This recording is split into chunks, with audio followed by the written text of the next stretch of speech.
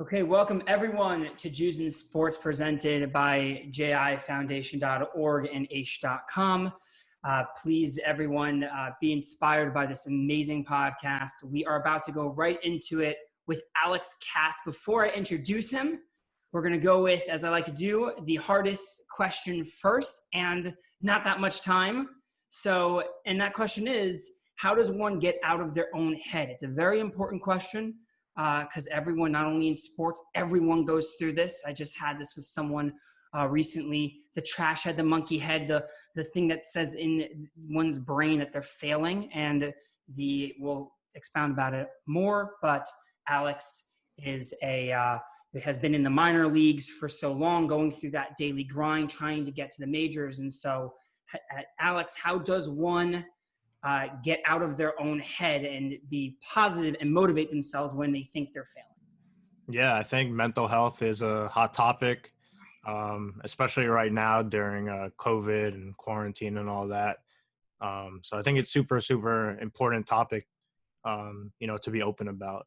But as far as myself, I just, have a ton of positive visualization. I try not to think negatively. If you try to not think negatively, then you are going to think negatively. You're going to have negative thoughts. So for me, it's just always thinking positive or trying to always think positive. Visualize good things happening. Basically just keep dreaming. And, if you keep dreaming and don't do, then it's always going to remain a dream. I think it's a mixture of dreaming, positive visualization, and going to do whatever it takes to chase those dreams. So, I'm obviously chasing a dream right now, and always keep positive thoughts, especially, this past year, our season was canceled. So, it kind of put a pause on the dream, but at the same time, you have to make the most of the situation. So I knew that I could still improve my baseball skills and my abilities, even though there wasn't a season. And I'm sure everybody handled the situation differently. Beautiful thought. We'll talk about it a little bit more on it because we forget to think positively, right? Everyone always wants to, but we get so in the grind because it's beautiful. Balance is always the key to things, but we forget, and then we get into we become comfortable being negative. But the key is to be positive. It's beautiful. Let's do the intro and we'll come back and introduce who you are because it's an amazing story. Welcome to Jews in Sports. I'm your host, Michael Newman. Yes, that's me. I competed on LeBron James' show $1 Million Mile on CBS, where I go on to win $25,000 while wearing my yarmulke, inspiring people around the country and creating moments like this. And so I created my foundation, where we take kids with physical challenges through an actual live Spartan race, not only changing their lives, but the lives of the volunteers. I am an elite pro Spartan racer, appearing on many podiums, and am currently training for Season 4 of Israel Ninja Warrior. This is my podcast, delving into life's biggest questions from the perspective of our Jewish athlete heroes. Created to inspire and empower. Please enjoy our program. So coming back, Alex, you are, your story is one of those, we just talked about it, staying positive. It's a grind, but with actually a celebration at the end recently. In college, your team won the 2015 Big Eastern Conference regular season and tournament. Very excited. You get drafted by the Chicago White Sox to go to the minor leagues in 2015. And then obviously in baseball, there's this, you want your dream, you have to go through the minor league ranks and you go to team, and, it's trying to get to the majors. And then the exciting thing is you are a part of very historic, just recently for the 2021 Olympics to qualify for the Israeli national baseball team to go to the Olympics, where you will be now competing, hopefully in 2021. And it's a remarkable story. And so let's start, I guess, at really we'll start at that point, the Israeli baseball national team. Can you walk us through, that experience. Walk us through what the team was feeling. Obviously, the moment. Hopefully, you can share with us, the journey of getting there as a team, and the fact also that you were injured and you'll play in 2021 and compete, hopefully, to win the Olympics. But just that journey of a very historic moment and a very exciting time in celebration of Israel and such. Yeah, so it started in 2016. I played on the qualifying team for Team Israel for the World Baseball Classic, which so basically the baseball was taken out of the Olympics after 2008, I believe, the Beijing Olympics. So Major League Baseball partnered with the KBO and the Japanese Professional League, the Nippon League, and basically created a worldwide baseball tournament of the best players from each country competing against each other. And 16 countries, and we were qualifying for the main tournament. So we actually swept the qualifier. We were 3-0, and then we went to Korea in March of 2017, and we had, I think, 200-1 odds of winning the whole thing. So out of 16 teams in the tournament, we were expected to be the 16th team, or the 16th seed, the worst team by far. We end up sweeping the first round, beating the host country, Korea, Yeah. Chinese Taipei, and Netherlands, and then beat Cuba, who's another powerhouse in baseball. So Yeah. we start off the tournament 4-0 and ended up losing our last two games against Japan and Netherlands. So we beat Netherlands the first time and then lost the second time. But we came in sixth place out of 16 teams, and we just kind of put our name on the map a little bit. We're by far the biggest underdogs in the tournament. They compared us to the Jamaican bobsled team, which is pretty funny. But That is funny. How does one with those odds, right? I mean, that's not like odds like, oh, you have a little bit of a chance. Those odds are basically, you guys have no chance. Why are we even looking at you? So with that, what's the mindset for people or teams that go in with no odds? You have no chance of winning. How do you, because you guys did it right, how do you even stay in it in your head mentally? yeah, As a team. That definitely goes back to the positive mentality that I mentioned earlier. You have to have the nothing to lose mindset, because you really have nothing to lose.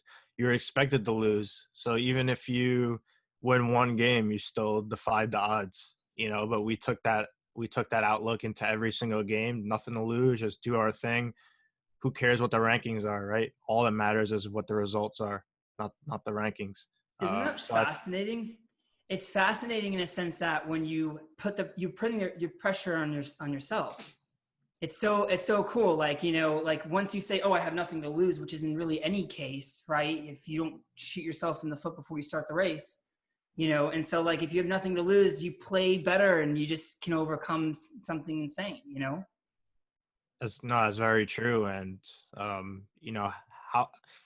how many times are the rankings or the predictions actually correct? People play fantasy football and expect certain players to do certain things, or gambling is obviously big, and people expect certain things out of certain players or teams, but it's never correct. The whoever wins a championship, whoever wins some sort of award or title, or has a really good season, some of the best players in the game have off years. Sports are very unpredictable. And like in life, people forget that. Like in life, everyone thinks everything can be predicted. It's such a beautiful concept, because no, in reality, odds are just odds, and they usually are not correct. I mean, to some extent, they're not correct because the variables are so high. Absolutely. So as a player or an athlete, you can't pay too much attention to those rankings or those predictions. You just have to do your own thing. And who knows, maybe some of these in this past World Baseball Classic tournament, maybe some of these teams treat us lightly, or took a step back because they knew that they were supposed to be good. Right. So they kind of let those rankings get to their head in a negative way. It's very true. You guys, I mean, you obviously overcome something amazing with Israel, a journey to Israel. Did you go to Israel before competing for Israel? Did you go to Israel before? What's your relationship with Israel? What was the connection there? Because you end up doing something wonderful for Israel in an inspiring way. Yeah, so for the World Baseball Classic tournament, you didn't have to be a citizen Hmm. of Israel. So I believe we only had 3 or 4 Israeli citizens on our team. The rest were just Jewish Americans. You just had to be able to qualify for citizenship to play. Okay. Um, so um, because of our success in the World Baseball Classic, um, the Israeli Association of Baseball, the governing body of baseball in Israel, they reached out to me, and I'd say maybe half the team, most of the younger guys from the World Baseball Classic team, and invited me to go to Israel the next year to make Aliyah. So my first day stepping foot in Israel, I made Aliyah, which is pretty incredible. Hmm. I still have only been to the country twice. That one off season, and then this past off season, I went to Israel. But hopefully I'll be going there a bunch more in the next few Yeah. years. But what's that experience? I mean, first of all, you're representing Israel, but and I love the concept that, we're all Jews. So yeah, play for Israel, right? And then, but what was the experience going to Israel? Did you go to the hotel? What was that experience like? Walk us through, like, as a Jew going to Israel and just what those emotions were, especially when you're representing Israel.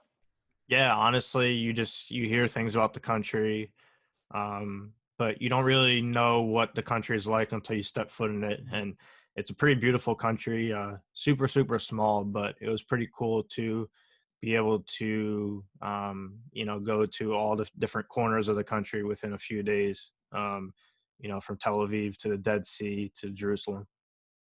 And so with specifically to the hotel, um, what was that? Because for a lot of people, it's very emotional. Because as just a Jew in general, I don't know if you were open, you're Jewish, or if you identify, what your relationship with Judaism is, because they vary. And so just what was that experience like on a spiritual, emotional level, or if you had none? Yeah, I'd say going to the Western Wall, Right. um, definitely felt some sort of spirituality there. Um, I guess some sort of feeling that you can't really describe with words. But I'm not super super religious, but definitely felt a strong connection when I went over there. Again, it is. And then explain to us, because again, right, you have that reaction. You go to Israel, it's a very wonderful thing. Explain to us the moment, especially as not being able to contribute, but I'm sure you did in other ways because you were injured. But explain to us the moment when you guys won, because I remember the video. Everyone's just elated. It's something that no one would think would happen, and you guys did it. What is that particular moment like when you reach the ultimate goal? Yeah, no, it was an amazing feeling. I personally wasn't over there in Europe when they won because I had surgery last August, so I couldn't compete. Um, but no, I know most of those guys on that team, um, and super super happy for all of them, and obviously super excited for myself for having the chance to play in the Olympics next season. But no, they went through a lot of hoops. They had to win a lot of tournaments, win a lot of games last summer to qualify. We knew the strength of our team, but we knew the odds were still not in our favor. So, for many, many years in a row, I'd say the last, I don't know, 5, 6 years, Team Israel baseball has defied the odds and surprised a lot of people. It's very funny and telling because just Jewish people in general, right? Like the odds are never stacked in our favor. Although maybe that's just my way of looking at it. But we feel that, and to overcome, and you have to persevere, and it's a wonderful story. Coming back to the minor leagues, coming back to baseball, you're chasing this dream of MLB. That's the dream. And so, you'll have hopefully your dream in a sense of competing for Israel, which will be so exciting in the Olympics. But again, so your journey through the minors, what is that like? What is it like, constantly just keeping yourself in the grind, trying to motivate yourself? Yeah, no, it's definitely a grind. It's a combination of physical and mental. At least in the minor leagues, you have 5 to 15 hour bus rides. You're Whoa. playing 140 games plus. In the major leagues, they play a little bit longer season, but that doesn't include preseason games and then playoff games. So you could be playing 160, 180 games with very few off days in between, and the travel. Constantly on the road then with those bus rides. Oh my gosh. Yeah, and just different parts of the country. You're not always staying at the best hotels. You don't always have the best food options.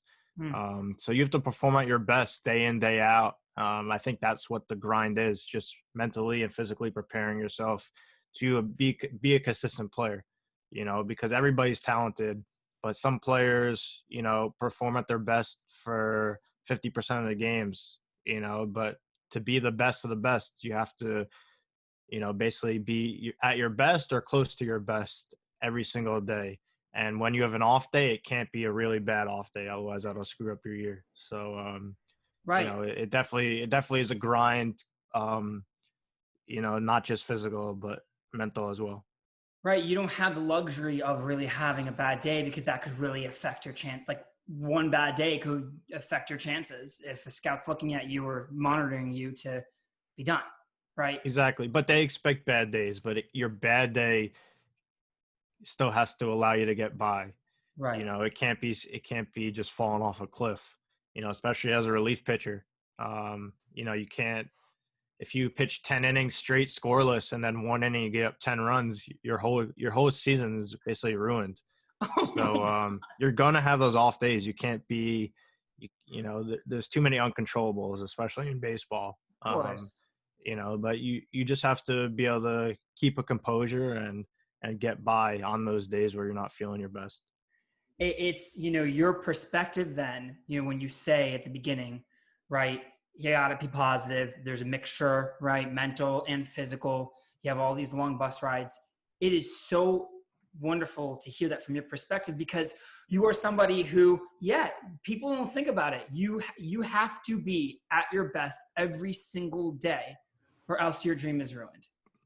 Right. You don't have the luxury of having, where some of these players in any sport, right, will, go into like the little lull. You have to be top peak performance. And I think it's just very good for people to hear because all of us feel that way in life. Right. We don't work toward things and try to stay perfect. And we make excuses in the long 14-hour bus rides and you say no matter what the obstacle, no matter what the excuse. I don't have that luxury and I got to perform my best.